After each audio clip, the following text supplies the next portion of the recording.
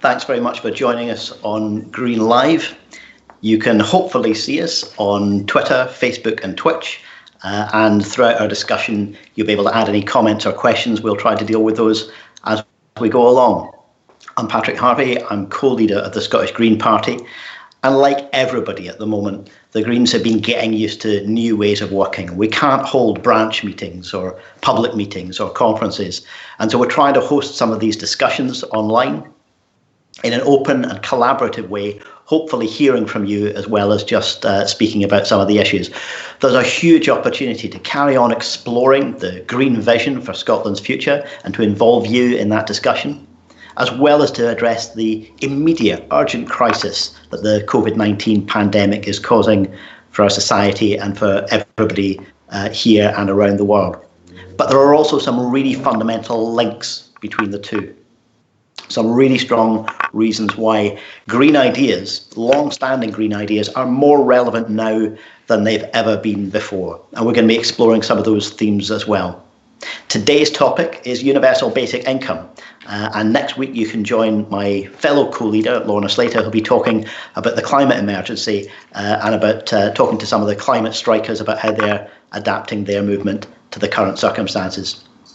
For today, though, on universal basic income, one of the things that the current crisis has exposed so clearly is the vulnerability of people who've been left with precarious incomes, including low incomes, but also people who are further up the income scale whose income is just precarious. They've lost work, they've lost their income, and the idea of a universal basic income would be, in many people's view, and a long-standing Green policy, a much simpler way of ensuring that everybody's basic needs are met. I'm joined today by two guests who are going to be discussing this with me. Cleo Goodman is Director of the Citizen Basic Income Network Scotland, and Jamie Cook's the head of RSA Scotland, an executive committee member of the Basic Income Earth Network. Thanks both of you for coming into our little virtual space to discuss these issues. How are you coping with the current crisis yourselves? How are you coping with new ways of working and living? Yeah, not so bad. I do a bit of working from home anyway. I miss co-working spaces. I work for one in Edinburgh, but me and my flatmate are struggling through. And Jamie, you keeping well? Yes. Again, I work from home normally, so in that sense, it's not a huge shock to the system. But my three kids being home with me all the time, it's a bit more so. I've certainly been very grateful to have a garden and have some very un-Scottish weather recently, and I think really does show, as you said, the difference of how we're all experiencing the current crisis. So I'd like to start by asking both of you to say a little bit about what work you've been doing on UBI, and that might not have changed very much if you're used to working from home, the kind of activity that your organisations have been doing. But what's going on in the UBI space, if you like, in Scotland? What have your priorities been? And also maybe just give us a little bit more of a perspective of what universal basic income means to you. Can I start with Cleo? Yeah, of course. So I wear two hats in my basic income work. Director of Citizens Basic Income Network Scotland. And it's kind of been quite similar. We've not changed too much other than the fact that we're a volunteer-led charity that now can't meet in person anymore, which is obviously a bit of a shame. It's nice to get to connect with the community when you're doing this kind of work. But we've moved onto Zoom calls like most people have. So continuing the momentum there a little bit. Our main priority at the moment is to prepare for the launch of the final report from the Scottish Basic Income Experiment feasibility study, so we can do what we can to disseminate that wonderful research and to continue the momentum around basic income in Scotland. My other hat is co-founder of Basic Income Conversation, which is a new sort of branch of the organisation Compass. So we were just finding our feet in terms of what it is that we were to do as an organisation and how we were contributing to the basic income movement, and obviously that has shifted massively. So with the Basic Income Conversation, we work UK-wide rather than with a specific Scottish focus, but it's been amazing the last few weeks to work as a UK movement with groups like Basic Income UK and the UBI Lab network across largely the north of England, but also around the world. But I think we've done some really great collaborative working, so that's been really exciting. most recently getting this letter published in the Financial Times that was signed by over 100 MPs and peers, asking to explore a basic income as a recovery measure for the crisis that we're currently going through. And generally, what basic income is to me, it's an unconditional cash payment that everyone receives regardless of their circumstance forever.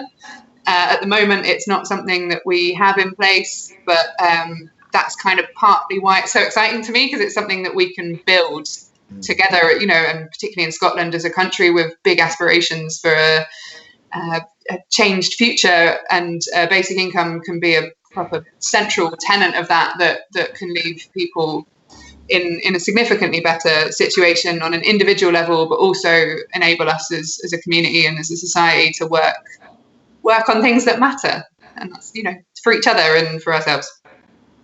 And Jamie, are you getting that same sense of excitement around this? Because, you know, UBI has been around for a long time. From my point of view, it's been Green Party policy for decades, but it's got a lot more attention in the last few years. You know, maybe that's overdue, but it has been growing in awareness. And in the current crisis, the sense that this could be a way to meet people's immediate needs, but also a way out of the crisis, so that economic recovery means something different than just getting back to a broken normal. Is that a sense of optimism that you've got around this topic at the moment as well? Absolutely. I mean, I think the last few years, I first got involved in basic income in 2016. So we at the RSA have an annual conference in Scotland, the Angus Miller Lecture, and we invited Guy Standing, who's a very well known speaker and contributor in the basic income movement, to give the Angus Miller Lecture that year. And to be honest, it wasn't really a topic that was under much discussion. From my own perspective, if I'm being brutally honest, I didn't see it as a policy that we were going to deliver. I saw it as a very useful provocation around the failings that there were in social security and in the economy. But what really struck me very quickly, and also what we've seen in Scotland over that period of time, was the speed with which you could see it started to answer and offer spaces for some of the big challenges we were facing around the economic insecurity you've talked about, the precarious nature of work and of lives, but actually also just fundamentally about fairness. You know, and I think Cleo touched on a lot of the things that really attract me to a basic income, but for me, it's about that resetting of the social contract. It's been frayed, it's been torn apart over recent years, much of it behind the scenes, never being put to the public as an actual policy for voting on, and actually has really created this situation where now we have a social security system and universal credit that is based on punishment, it's based on presuming that everyone's out to game the system, it's based on forcing people to jump through hoops. And it's little wonder that therefore we've seen breakdowns in social connections and trust in society and in the state and in each other. And actually this current crisis is horrific. And first and foremost, our response must be about the immediate protection of others. But it started to show up both those fundamental failings that we've touched on, but also the fundamental good that there is out there in society. We've seen an outpouring of, I think, empathy for people we will never meet that is incredible, and I think creates a really positive space for future change. You know, we're accepting restrictions on our freedoms and our movements because we want to protect people who are more vulnerable than ourselves. And I think that creates a really useful space for us. And I think you can see that since the beginning of this crisis, I would say particularly in Scotland, the debate, the political debate, the civic debate around basic income, which was already vibrant, you know, and we're very grateful to the long-standing commitment, support and drive that the Scottish Green Party has brought to that, but has suddenly, I would say, leapt forward by probably a year to 2 years. You know, from going into this crisis, a discussion around, is this an idea we should test, we should explore, to actually now hearing, you know, the First Minister talk about if she had the powers, she would deliver a basic income now. Yeah. Hearing parties like the Lib Dems, who haven't been involved, certainly not in recent times, talking about the need for cross-border discussions and debates and so on. So I think it's really exciting in that sense. I think we can't take for granted that we'll make the progress. But I think going back to what Cleo said about the kind of collegiate and collaborative work that's been taking place across Scotland, across the UK, and indeed across the world, it's a really exciting time, and I think gives us, particularly here in Scotland, a fantastic opportunity to be both world leaders, but also learning from what's happening in other parts of the planet as well. There is something, isn't there, about a crisis, a moment when we are forced not only to deal with the immediate harm that's being done by the pandemic, but being forced also to do some deep thinking about what kind of society we are and what's actually important to us. And obviously, people who've lost their incomes, they need enough income to meet their basic needs. But also, you look at the other things people are missing. People are missing spending time with each other. People are missing just being social, stuff that isn't always about material needs. And some of those things you were saying about the changes to the social security system, the shift away from a system that's designed to meet all of our needs, to look after us from cradle to grave, into a system that's designed, well, A, it assumes the worst of us all, and B, it bullies people into low-paid, precarious work, and then, to a certain extent, subsidises that low-paid, precarious work so that employers don't have to pay what people need to live with dignity. So the idea of a UBI is partly, yes, about that immediate need, but it's also about thinking differently about the kind of society and the kind of economy that we want to live in, where we're not just forced onto that treadmill, but where basic needs are met and people are liberated to make other choices in their lives. A lot of the questions that we've had coming in so far, though, are about the practicalities. How much would it be, for example? We've got a lot of questions here. Ellen, Sam, Shirley and Pat have all raised some early questions around how much it would be. Now, the first time the Greens tried to put some flesh on the bones of this and say, how could we cost out a UBI for Scotland? That was during the 2014 independence referendum, and we wanted to set out some ideas about an alternative approach if Scotland had the power to do this off its own bat. And we come up with something that was about £100 a week. Other think tanks more recently have pitched it at about the same level. Mm-hmm. Some of the questions and comments here suggest that wouldn't be enough, that it would have to be significantly more than that if it's going to really meet all of people's needs. For example, including housing costs, people who have additional needs in terms of disability and so on. Where would you pitch the level at it? How much should a UBI be set at? And would it be about counting all of those costs in together, or would there be some separate benefits that you would continue to pay separately just for those who have specific needs? Who'd like to start on that batch of issues? Do you want to go, Jamie? Sure. I always joke whenever I do public talks on basic income. I always say I never give a figure during the talk because it's always wrong. It's either too high or it's too low. I think it's really interesting on a few points. So first thing I want to really emphasise, because I know this came up in some of the other questions and it comes up a lot in the discussions that I have, Cleo has, and all the rest of us do. So disability support would be separate to a basic income. A basic income is the general support and basis that all of us get as eligible citizens or residents. I'm sure we can discuss that later on. Disability support is individual by its very nature, and that must always be an additional support that has to be looked at on a case-by-case basis. So I think that's an important one to emphasise, because otherwise it can look very unfair that we're treating everybody the same when obviously those kind of needs are quite different. There's also fundamentally just an issue with trying to fit housing benefit into basic income, and that's because of the complete imbalances we have in our housing markets. So it's very, very hard. I mean, when you look at a UK level, to try and balance the southeast of England and London with the rest of the UK is just ridiculous. But even in Scotland, trying to balance it is very difficult. I think what it shows, and this is another thing I think is very important to emphasise, is a basic income is not a silver bullet. It doesn't answer every problem in society. It's a foundation. You build other policies on top of it. So a basic income being introduced would require, a kind of cap on rent increases and having rent controls in place to stop that just vanishing. It would need a living wage to continue alongside it. So I think it's important to say that some of these bits, unfortunately, will kind of need to be built into the system. As you say, I think most proposals in the UK have been around about that mark. So they've varied, they're £100 a week. So they've varied slightly. Our most recent report we published last year at the RSA with a report for Scotland had it slightly, so it was £4,800 per year per adult, but we had a slightly higher level for children, whereas I know the Green proposal and Reform Scotland's proposal, for example, had slightly higher for adults and slightly lower for children. So, there's but all much of a muchness. I think there's something that's come out of the recent crisis, though, that really starts to become interesting around that. There's two things. So one is, there's been a lot of discussion about higher levels that I don't think was really taking place before. Now, some of that's linked, to be honest, so you may have seen Andrew Yang's campaign in the US for nomination for Democratic candidate for president.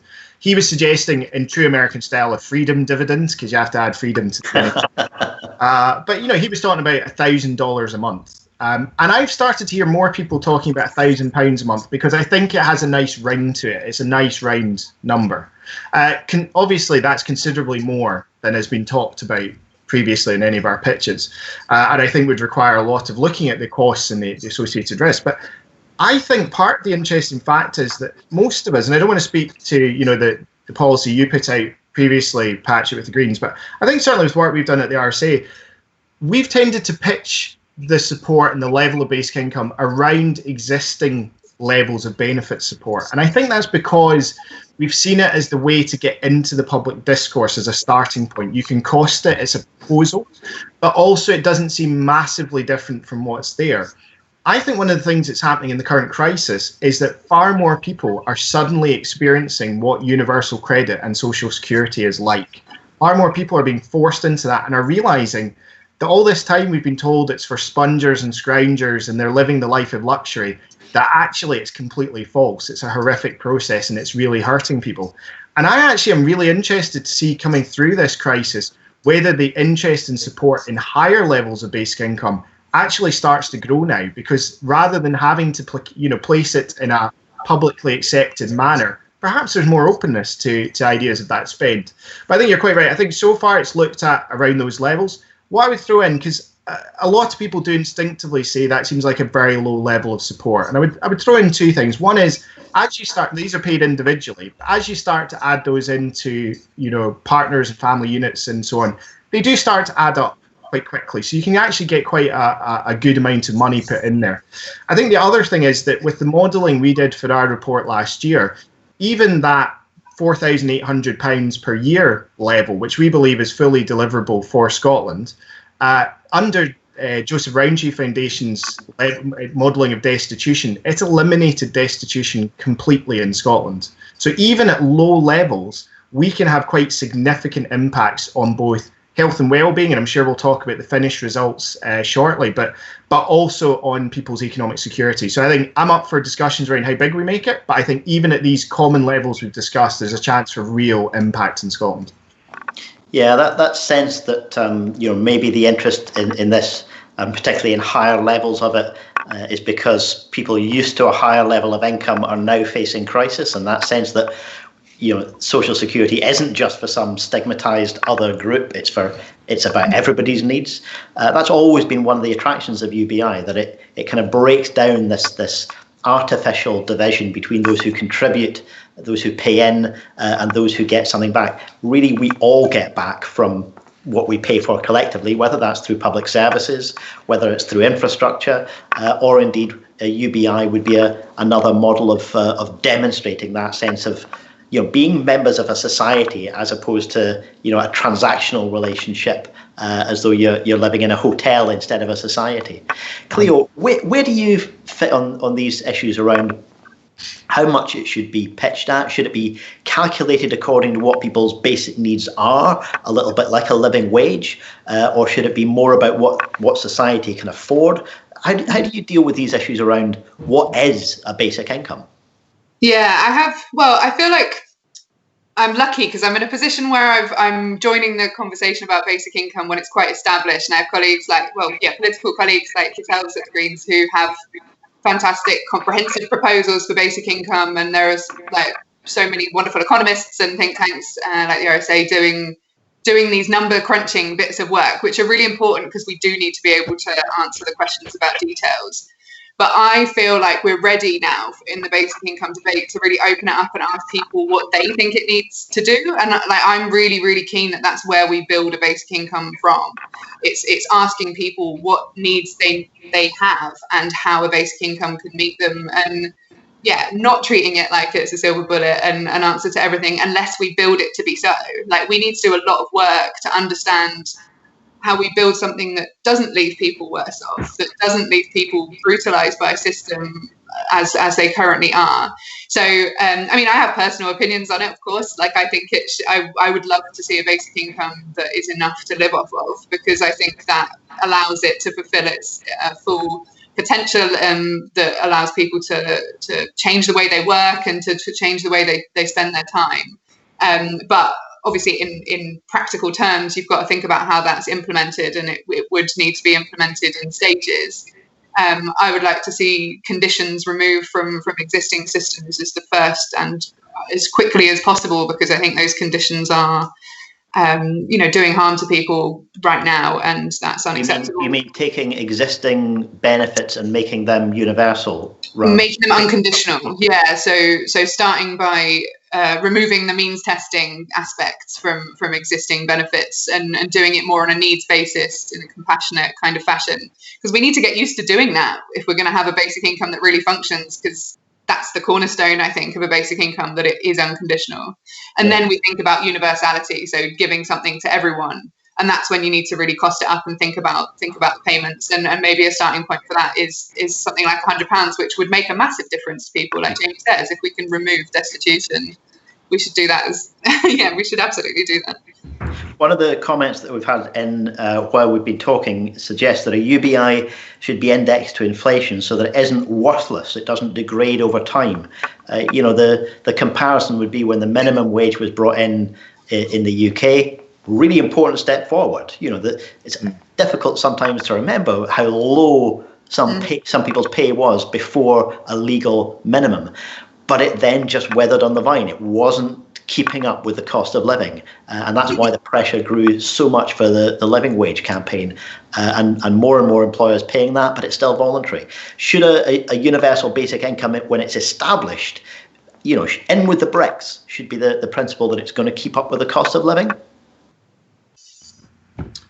Yeah, I think that's a really good suggestion and idea, because I think, from a kind of political and policy perspective, I think sometimes, and I've argued this before, is that you get it in the system, and once it's there, it's going to be very hard to remove again. So in a sense, that does, suggest you can go at a lower level to go in. But I think you're quite right.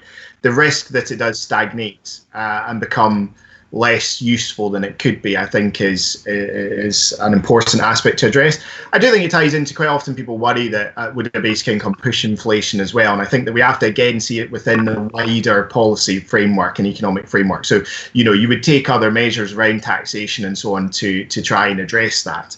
But no, I think ensuring that this is seen as, this isn't just a great, we've ticked off a measure here, everything's great, can't we move on? This, as we said earlier, is about that reimagined social contract. And the only way the social contract remains vibrant and powerful is by us keeping it alive. It's by allowing it to grow and to evolve. I mean, I often say, beverage, our previous period of crisis that led to some significant changes, and remembering today, 75 years on, was a time of war. Beverage identified giants for us to face. I don't think those giants have gone away, but they've changed and they've evolved and taken different forms. I don't think our systems have done the same, and actually quite often have been deliberately undermined from doing so.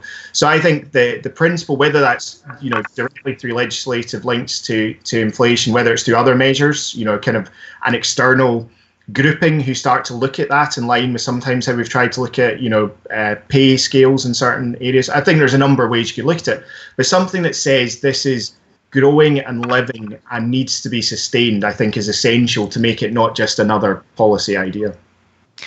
And Cleo, some of the other questions that we've got coming in move on from this question about what is that basic minimum, and actually talk about high pay, excessive pay, as another side of the same problem. some people are asking, should there be a cut-off? Why should people earning 40, 50, 60,000 pounds get a universal basic income as well? Or should there actually be limits on high pay? How do you deal with the arguments around making sure that this meets everybody's basic needs, but at the same time, some people react against that argument for universality because some people who just don't need it would still be getting it. What's your response to that, Cleo? Yeah, I think there's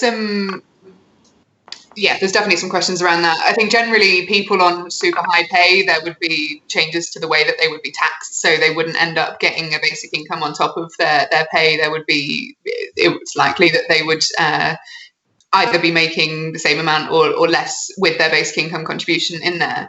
I'm absolutely adamant that it should be universal and unconditional. And I think as soon as you add in things like caps and stopping some people getting it because they earn X amount, that builds in conditions and removes universality. And I don't know, I think there's something quite important in the gesture of everyone getting it and everyone being united in seeing their basic income coming in. And also I think we need to kind of really address this idea that just because you're earning this kind of wage, that doesn't actually equate to a certain type of happiness. There's a different element to well-being that's not just around your means. And there might be people on high-paying jobs that want to quit those jobs, and if they had a basic income, they might do. And that's maybe a bit of a wacky proposal, but they should be able to do that too. And I think basic income is partly about creating the conditions where they can do that, where you have this security to make big changes to your life and particularly around your work. So that's kind of how I feel about the high earning question. Yeah. No, I think that last point is really, for me, connected to this idea of actually this being something liberating. Some on the political right like to talk about freedom as though they own the idea, as though right-wing ideas are all about freedom and the left doesn't care about freedom. Actually, if we look at the kind of economy that we've had in recent years and decades, people at the lowest rungs of the economic ladder are left with no freedom. They don't have the ability to make meaningful choices in their lives. And actually, a lot of people higher up the income scale feel also that they have to stay on that treadmill. This isn't really the kind of economics that makes people free to make choices in their lives. But a UBI, knowing that everybody's got that basic platform, that level of security that's not going away, that actually liberates people to make choices that are meaningful in their lives, whether that's about work, starting a business, being creative, about family and caring responsibilities. Having the ability to make those choices would be much more liberating. Absolutely, 100%. And I think that's a really powerful part of the call and the vision to basic income. It's not just an economic or a social policy, it's actually a reimagining of the kind of society we want to have. And I think when you look at the strongest parts that still exist in our social contract today, probably the NHS is the one that most people rally round. And we don't ask people when they show up for, we take great pride in the fact that when you show up to the NHS, you don't get asked if you've got enough money. We also don't ask people if you've got too much money. We see it as something that everybody is able to take part in. And I think, Claire's quite right. Once you start to break that down, where we've seen benefits or supports or elements of society become more targeted, then they do start to be the ones that are attacked first because people have less buy-in and interest. I think the other thing, we've talked a lot about the precarious nature of work and the economy. I mean, we've certainly found at the RSA, if you look at the UK as a whole, 35% of people have less than £500 in savings, and you're up to nearly 50% once you look at £1,000 in savings. Insecurity goes quite high up the financial scales now, let alone, I think, the very powerful points around well-being. So this is recognising that there are people at the top of the scale, and as Cleo said, they will not be financial beneficiaries overall to this. They will back into it, but they will still be reminded and part of something bigger that we're all part of, that is society. There are people who, from a more progressive viewpoint, would express concerns about a UBI, about the potential that, effectively, especially in relation to something like automation and the use of technology and AI to replace a lot of jobs, you're going to have whole swathes of the population who just left on UBI, and that's all they can look forward to. That's their only economic prospect. That it's kind of like just beaching people on that basic level of income with no prospect of anything else. Or others, on the flip side, would say, actually, people in what's currently low-paid work, if they know that they're able to leave because they've got the UBI, it increases their bargaining power. It increases their negotiating power with employers. They're only going to have to take that work if it's genuinely being paid at a level that's worth their while, that it actually makes their lives better to be doing that work. So, what are the pros and cons about these dangers that people might be left with UBI and no prospect of anything else? Or would it actually increase people's bargaining power and force up the level of pay in what's currently low paid, but as we're learning nowadays, really, really critical areas of our society? I think this is another place where we have to be really clear that basic income can't do all of these things on its own. You need to design adjacent policies or just adjacent social movements alongside a basic income that allow you to ensure that no one is, that you're not having swathes of people beached on a basic income, because that sounds horrendous, and that's absolutely something to avoid. A basic income should be about taking back meaningful work for people and based on their actual needs and the reality of their lives, rather than adding a new problem to that. And actually, I think this is where we really need to make sure that we're aligning ourselves with the unions, because I think at the moment the conversation about basic income within unions is very concerned about this, and it's a fair concern for sure. If we're, their expertise is in the current world of work and the historical world of work, and the concept of basic income is very aside from that, and there's a lot of reconceptualizing that needs to be done alongside that. So to build one that functions and to build one that changes work in the way that work needs to change, and this includes the gig economy. So many people are currently in types of work that don't have any bargaining power right now. People don't have bargaining power. People are working through apps, and they're working on 0-hour contracts, and they're not organized. We don't have a functional response to these injustices, and people are getting more and more precarious, as we've said. So I feel like the reason that I focus on a basic income so much is because we need that almost as a sticking plaster to allow people to move to do that bit of meaningful work around addressing the problems with the world of work at the moment, which you don't get paid for. So you need to have an income to be able to fight that fight, and we don't at the moment. Yeah. I'm glad you've made that point about unions so strongly, because, I think from around the world, the objective evidence is so strong. We know that, high levels of union membership and union rights lead to, less inequality in pay, more productivity and better well-being in the workplace. That would be the case even if we had a basic income as well. Yeah. A basic income wouldn't change that nature of reality, because that's around power in the economy as well as the fundamentals of distribution. I've got a couple of other questions that I'll come to. Lorraine has asked, would a UBI replace state pension or augment it? I'm a WASPy woman. I want to know if I got a UBI, would it stop when I'm 66 and I finally get my pension? Jamie, have you got any take on that? How do pension systems integrate with UBI? So the way we've modelled it, and I think most people have, is that you continue to have, so you would have one level of basic income for children. So I would suggest in Scotland that would be up to the age of 16.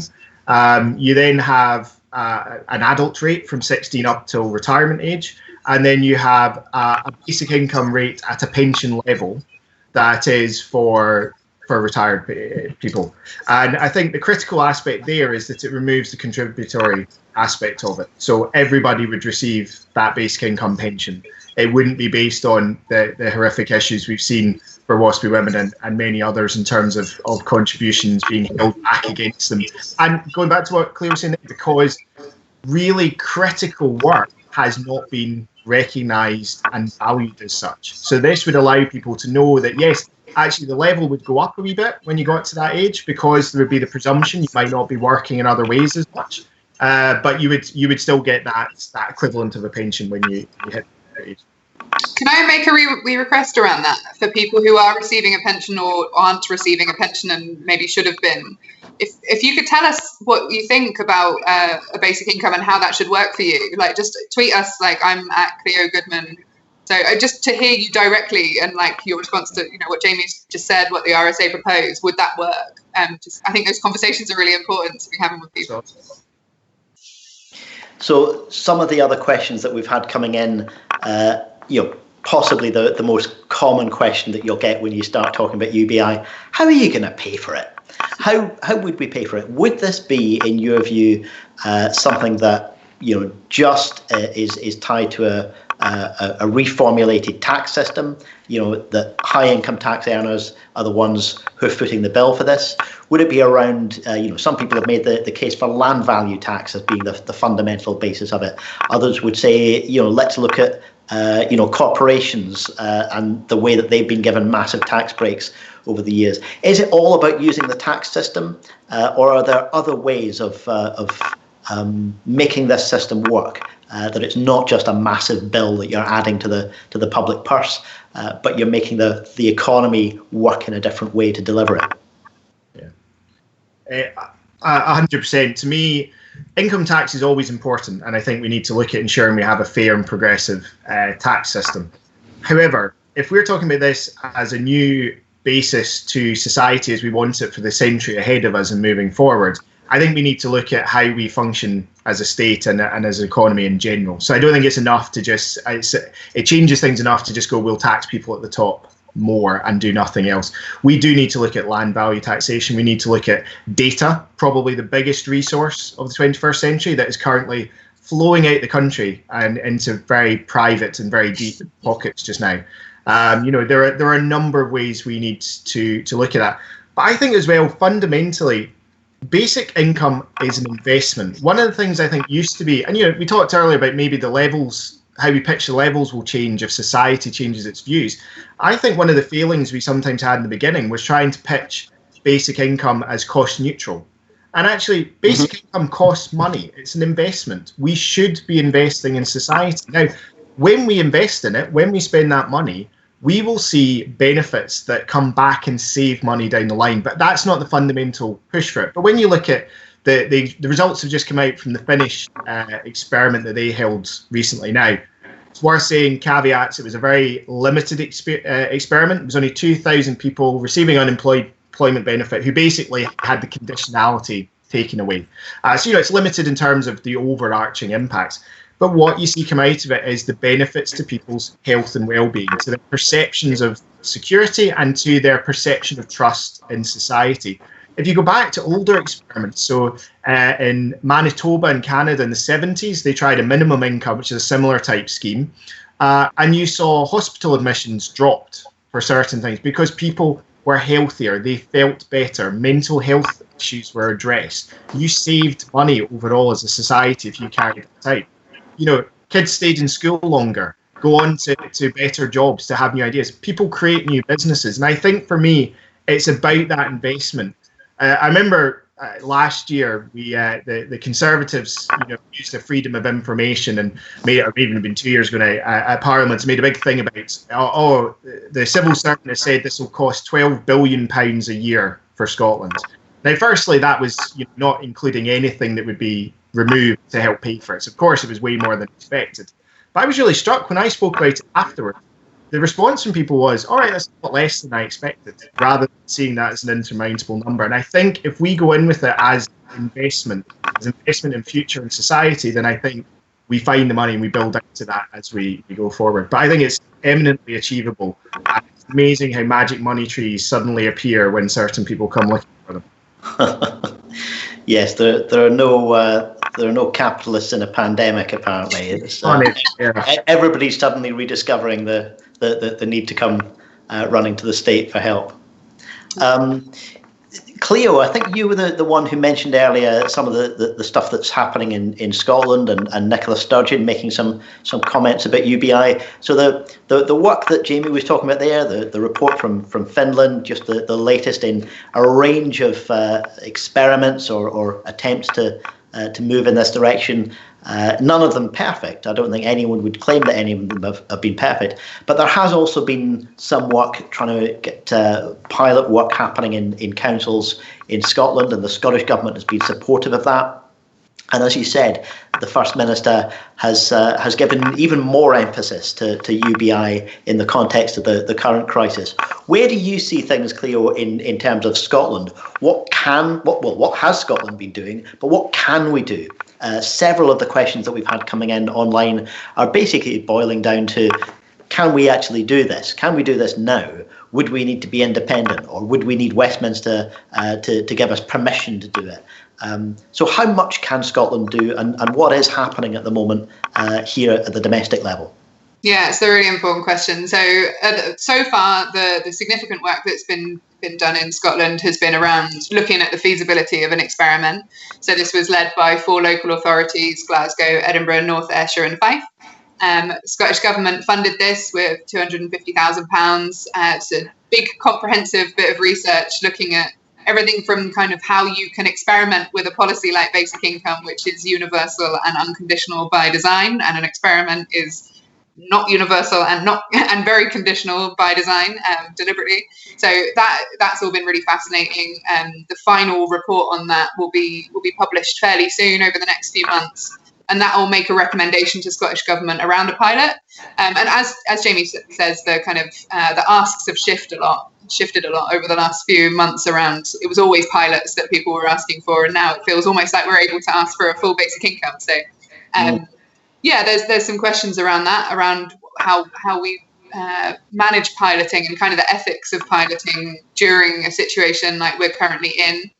One of the key findings of this bit of research is around what we can do as Scotland right now with the devolved powers, and that will be in the final report. So, I mean, reality is we're still asking Westminster to allow us to do these things. We don't have the powers to do an experiment or a full basic income, but the final report will give us real clarity on what the specific barriers are there. So that gives us some real specific things to work towards. And then questions around how we pay for it in an independent Scotland for greater political and economic minds than myself. But I think what the key priority here is that we all educate ourselves around basic income and what we would want from a basic income. We read this report that's coming out and make sure we know what the barriers to that are, and we know what we're advocating for, and we know what we're asking for, so we can put pressure on our government in Scotland and UK-wide to move us towards that. I think that's the really crucial moment we're at right now, is for us to work very competently together to push for this, because it is a big ask. It's a big investment, whether it's an experiment or a full policy, but it's one that, well, I certainly believe needs to be made. And I think a lot of people, or anyone that agrees with me there, I think let's all work together to make sure that it does happen, because it's going to be a bit of work that needs to be done, I think, still. It's a big bit of work, and I've always had slightly conflicted feelings about pilots on this, because I do want to see movement, I do want to see progress and work that tries to engage more people in the idea of a UBI. But there's always a little bit of a kind of doubting voice at the back of my mind. A pilot, by definition, isn't universal. How can a pilot really tell you how people would change their behaviour, how people would change their attitudes, and how you would meet people's basic needs under a universal system when the pilot itself can never be? Jamie, have you got a view on the limitations of pilots? And in particular, we've seen, as you were both saying, more interest in this right across the political spectrum. Scottish Government's now supportive. The UK Government isn't supportive, but some Tories are. The Labour Party at the moment at UK level isn't supportive, but many people within Labour are. So there's a growing, but not yet a fully dominant support for this in many parts of the political spectrum. And a lot of the Tories' kind of shtick around the last election was, we want to be the government that levels up. UBI could be a really powerful way of making that a reality.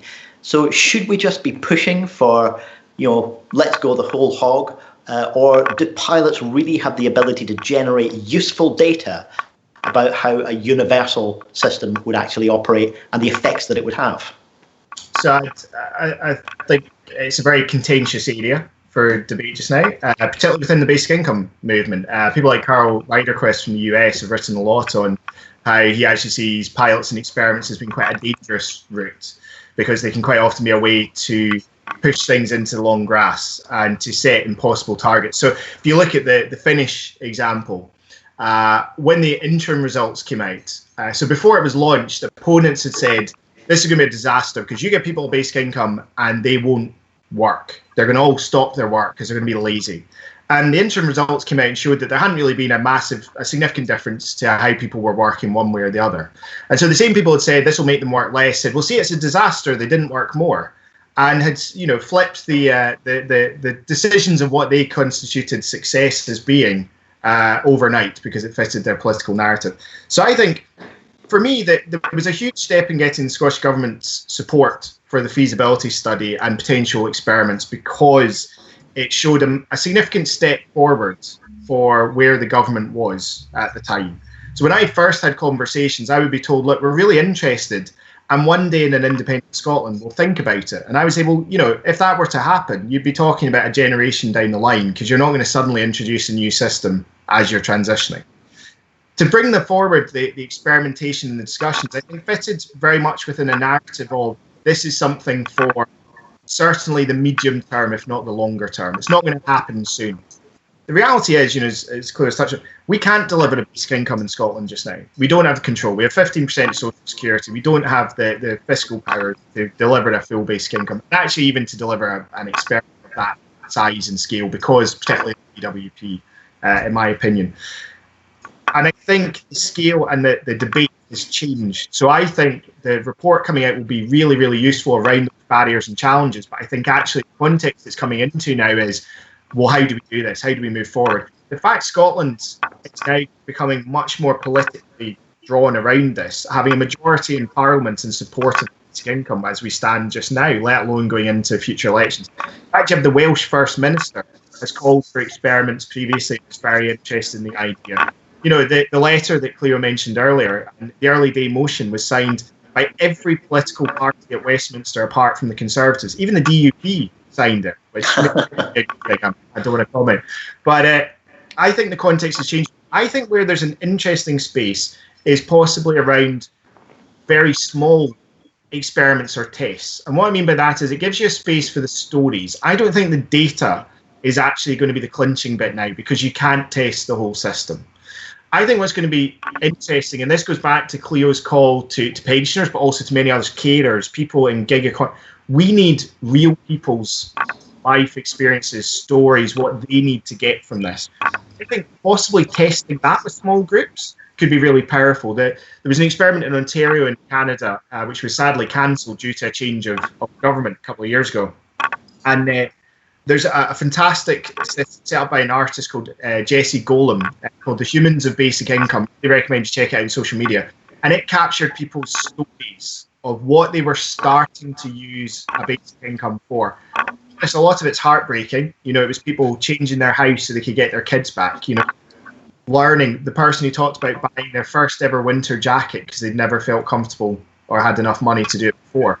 I think it's about the stories and the real life experiences now, and we can do that in small scale ways that maybe don't require DWP's involvement. But I think in terms of the overall experiments, I'm moving ever more to the fact that we're pushing for real radical change as soon as we can now. Can I add to that and sort of to represent the different stances within the basic income movement? I do definitely agree that we need stories, and I think small-scale pilots in the UK would be wonderful. I'd love to see them as soon as possible because, well, firstly, I want people receiving a basic income as soon as possible. But I do, and I think I always sing the praises of the feasibility study group and this work that's been done in Scotland on an experiment, because it's such high quality. This is groundbreaking research that answers all these questions about how do you experiment with basic income and can you? And they have really robust answers to that. And I think a lot of the problems with experimenting come from having to compromise the experiment right from the start because they are expensive. So I think if you're able to experiment without making those compromises, then they are absolutely important. Like they're really making a very valuable contribution. But I do think there needs to be an element of essentially having decided you want to implement a basic income before you start experimenting, because then you're going to do experiments that test the important questions about how we make it work in practice. And with a change as big as a basic income, we do need to do that. We do need to make sure that it's not doing harm to people when it's implemented. As we've seen with universal credit, that system is a shambles and a nightmare for many people. Like, people are experiencing that nightmare. And I think experiments and this kind of really pragmatic, wonderful policy making is an opportunity for basic income, and that's the way that it should be implemented, and a real opportunity for Scotland, because we've started so strong with this, and if we continue in the same way, I think we could implement very quickly and based on data collected by experiments, which I would advocate for.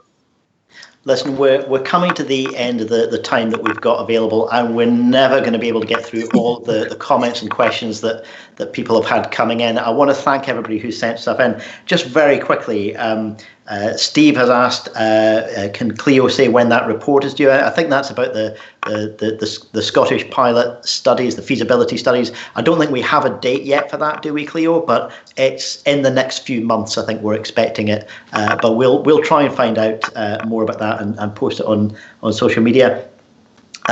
Someone called Ford has asked, doesn't UBI go hand in hand with a lack of a personal allowance? And I think most people would say yes. A UBI overcomes the need for that personal allowance of tax-free income.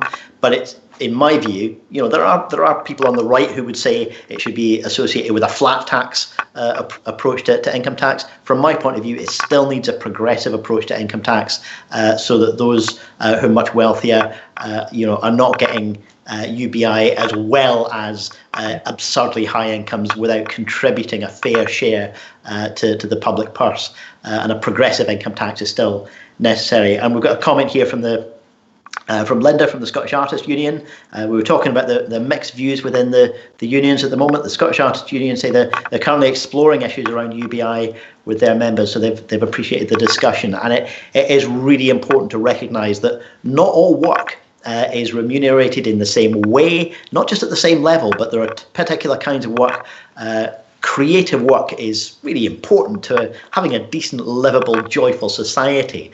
And creative work at the moment is often very low paid and very precarious.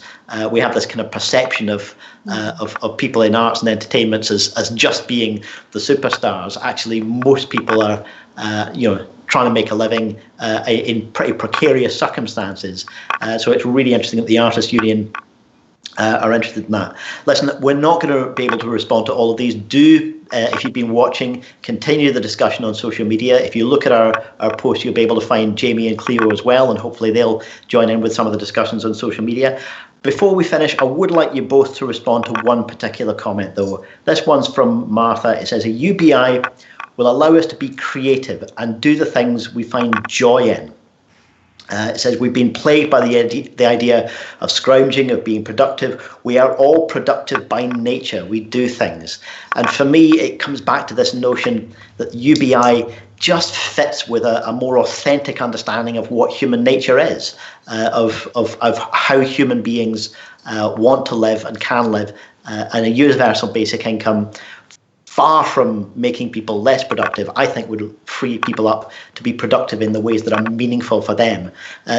Do you want to give us one final comment from each of you, just in response to that notion that this is actually about a more positive and life-affirming kind of economic system than the slightly kind of soul-destroying treadmill that people are forced onto at the moment? Cleo, do you want to? Yeah, definitely. So, I completely agree with that comment. I think it was beautifully phrased. It's difficult to improve on it, but I agree that productivity is it's become a strange obsession. But actually, I think true productivity that leads to well-being needs to be tied to meaning. And I don't think the kind of productivity we're forced into is tied to meaning. It's tied by necessity and survival, because you need an income to survive, and your productivity is tied to your income. And for me, that's fundamentally what the beauty of a basic income would be to remove those things from each other and to allow people to follow their innate needs of doing something meaningful and productive without it being about survival and about fulfilling someone else's purpose. Jamie, any last comments from yourself? Absolutely. I think that was beautifully said by Martha. And I think, Natalie Bennett was asked, what could you guarantee about basic income? And she said that more poetry would be written. And I think she was kind of ridiculed at the time, but actually this is really, to me, sums up the kind of creative, positive space we could have.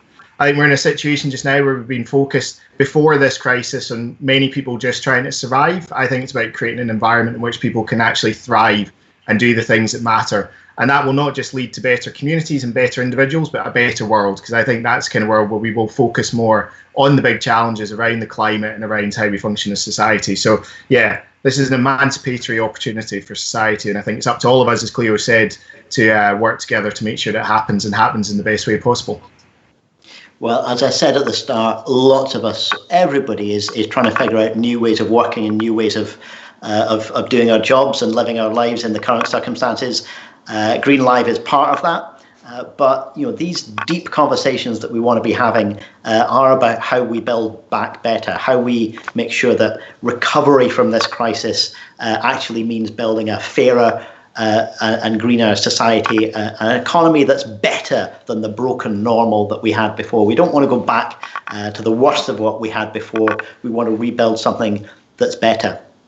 UBI is part of that, but that argument, I think, applies to so much more of what we're doing. And as I said earlier, next week, Lorna Slater will be hosting the Green Live discussion with some of the climate strike movement, some of the leaders and activists in the climate strike movement in Scotland.